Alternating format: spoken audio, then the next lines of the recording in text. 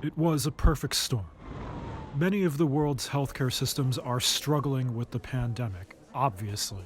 But among industrialized countries, there's one place where a combination of factors, including the collapse of their economy, political instability, migration, and an unrelated massive disaster, have merged to hit their hospitals in a way that may have no equal.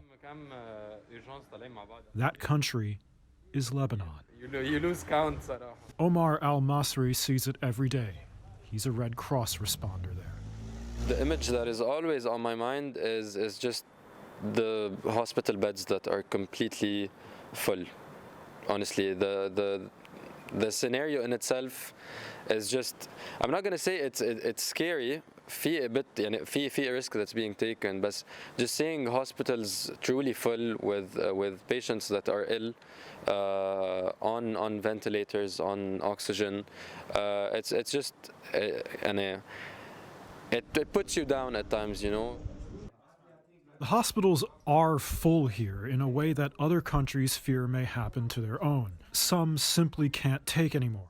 Reuters heard one story of a resident who spent hours calling hospitals trying to find a bed for her grandfather. When that failed, she apparently took matters into her own hands and bought her own oxygen tank and put him on a stretcher outside a hospital, where a doctor snaked an extension cord through a window for him.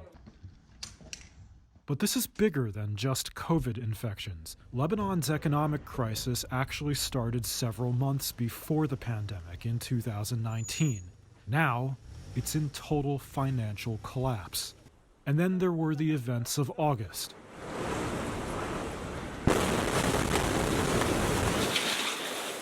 The massive explosion accident that hit Beirut, one of the biggest non-nuclear detonations ever recorded, in which 200 people died and leveled city blocks. The shockwaves struck hospitals in the city already dealing with the pandemic. The political fallout from this?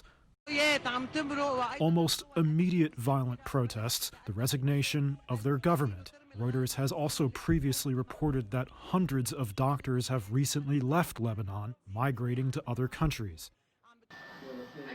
And at one hospital, doctors told us that about 40% of their staff were either sick with COVID themselves or in isolation. It's all too much for the healthcare system to handle. Nadim Katwaji is another first responder, like Masri. That's the reality. You can't do anything. We have to adapt. It's not that hospitals don't want to take anyone in, they're not able to. We drive from one hospital to another trying to find beds. ما بيكون عندهم محلات فعم نضطر ايام نبرم من مستشفى لمستشفى. There was one time where we had to go through 4 hospitals until we found a place. The 4th one worked. الرابع مشي الحال. Where does this all end for Lebanon? The caretaker government says it's doing everything it can. Some medical workers we spoke with believe it's acted too slowly and not aggressively enough, but it has recently ordered a 24-hour curfew to last until at least January 25th. It's also secured millions of vaccine doses, including through the World Health Organization.